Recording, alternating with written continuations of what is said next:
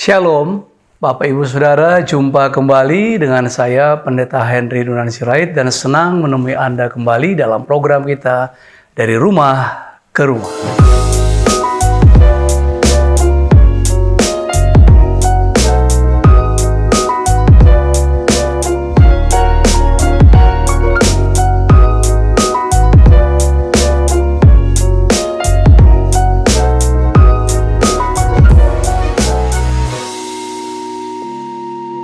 Ya, dengan saya Pendeta Henry Dunan Sirait dalam program kita Dari Rumah ke Rumah. Masih kita berada pada topik hal-hal yang lebih baik. Dan hari ini kita berbicara pada episode adalah lebih baik bagi seorang muda memikul kuk pada masa mudanya. Mari kita berdoa.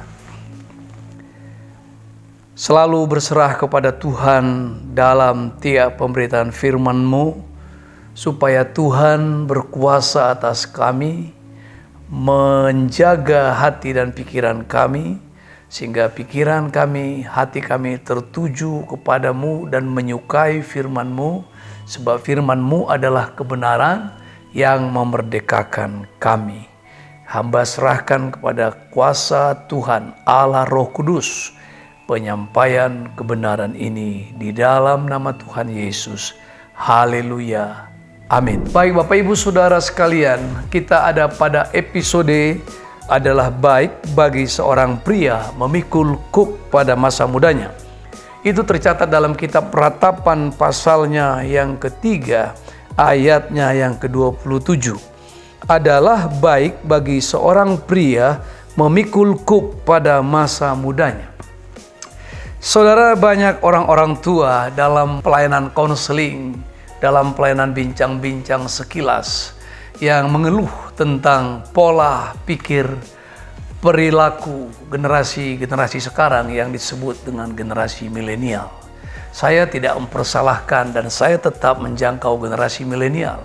Saya mengasihi anak-anak saya generasi milenial. Tetapi seringkali orang tua membuka jurang yang lebih luas dengan mengatakan bahwa generasi milenial itu sulit sekali dirubah atau sulit sekali diajak untuk mengerti kebenaran firman Tuhan. Sesungguhnya saudara, memang betul bahwa setiap orang laki-laki atau orang-orang muda sangat baik harus mengalami satu hal-hal yang serius pada masa mudanya.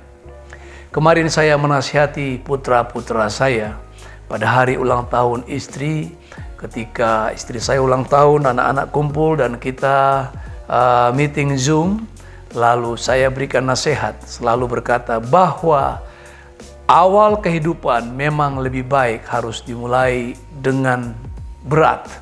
Artinya, awal dari sebuah kehidupan harus dimulai dengan sebuah beban, tanggung jawab, daripada langsung berleha-leha.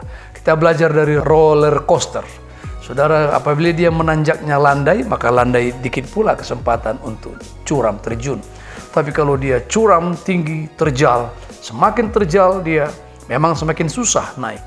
Tapi kalau dia sudah sampai di puncak, dia tinggal meluncur. Dan dia meluncur lebih lama, lebih jauh, lebih kencang. Dan tentu lebih mengasihkan, lebih dinikmati, lebih menimbulkan satu kegirangan yang luar biasa. Tapi kalau dia landai, dia hanya sedikit saja.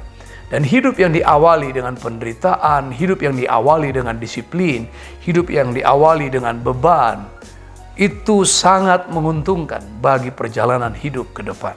Firman Tuhan ini disampaikan oleh Nabi Yeremia dalam ratapannya. Sesungguhnya ini adalah gambaran Israel. Sejak awal Tuhan sesungguhnya telah mendesain begitu rupa bagaimana dalam masa kelaparan pada masa Yakub mereka harus terbuang ke Mesir atau merantau ke Mesir. Di Mesir orang Israel hidup dengan nyaman pada zaman Yusuf, tapi setelah tidak ada Yusuf mereka hidup diperbudak. Dari sana mereka belajar bagaimana hidup menjadi budak supaya mereka bisa menghargai nanti kalau Tuhan bawa mereka ke tanah Kanaan menjadi anak perjanjian atau anak kesayangan Tuhan. Di sini sebenarnya cukup belajar ketika Nabi Yeremia mencatat kitab ratapan ini adalah ketika pembuangan Israel. 3 kali atau 3 periode pembuangan Israel, salah satu dinubuatkan Nabi Yeremia bahwa mereka harusnya tidak pergi ke Mesir, tapi harus pergi ke Babel. Apa maksudnya ketika dia mengatakan adalah baik bagi seorang pria memikul kuk pada masa mudanya? Sesungguhnya Israel, andai kata mereka tidak berleha-leha, tidak bermanja-manja, tidak hidup sesuka-suka, menyembah berhala dan mengikuti masyarakat lain atau orang-orang bangsa-bangsa di sekitarnya dan meninggalkan Tuhan, sesungguhnya mereka tidak perlu susah pada masa tuanya.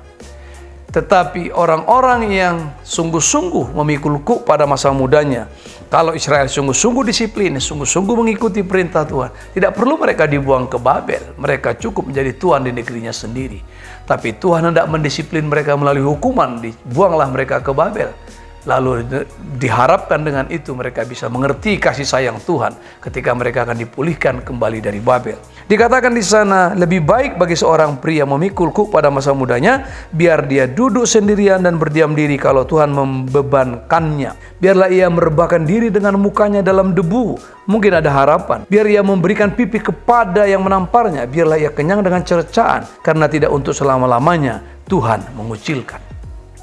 Tuhan hendak berkata, kalian jauh lebih bagus di sana, tidak apa-apa. Biar di Babel terima didikan, terima hukuman, terima pendisiplinan dari Tuhan, terima pengujian di dapur api, tidak masalah. Tapi nanti kalau kamu sudah bisa memikul semua itu, menerima semua itu, pendisiplinan dari Allah, kamu akan merasakan nikmatnya kembali ke dalam persekutuan dengan Tuhan di dalam negeri perjanjian ini. Saudara, begitu juga generasi, saudara. Ketika anak-anak kita, generasi kita tidak bawa dalam kemanja-manjaan, kita tidak izinkan dengan serba bisa menjadi anak-anak gampangan, tapi anak yang dididik, dilatih, dipikulkan beban kepadanya, sehingga dia mengerti tanggung jawab, mengerti arti menghargai hak-hak orang lain, mulai bisa memilah-milah mana yang penting, mana yang tidak penting, mana yang kurang penting, dan mana yang sangat penting dan genting. Dan saya percaya, orang-orang yang telah dilatih memikul kuk pada masa mudanya akan menjadi orang-orang yang cakap pada masa tuanya. Hidup yang sulit di masa awal akan mempermudah hidup di masa akhir. Tapi ada orang-orang, maaf saya tidak maksud menghina, sampai masa tuanya masih berkais mencari berkat dan rejeki.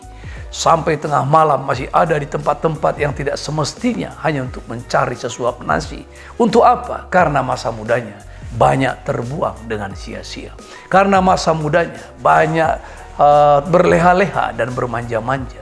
Tapi orang yang memikul kuk pada masa mudanya akan melakukan semuanya dengan tanggung jawab. Dan pada masa tuanya dia melandai. Dan saya percaya Tuhan memberikan kelegaan kepada kita jika kita mau memikul kuk pada masa muda dan hidup diberkati pada masa tua. Kemuliaan bagi Tuhan, anak cucu diberkati. Haleluya. Masih dari saya, Pendeta Henry Dunan Sirait, dalam program kita Dari Rumah ke Rumah. Sampai jumpa pada episode berikutnya. Shalom, Tuhan Yesus memberkati.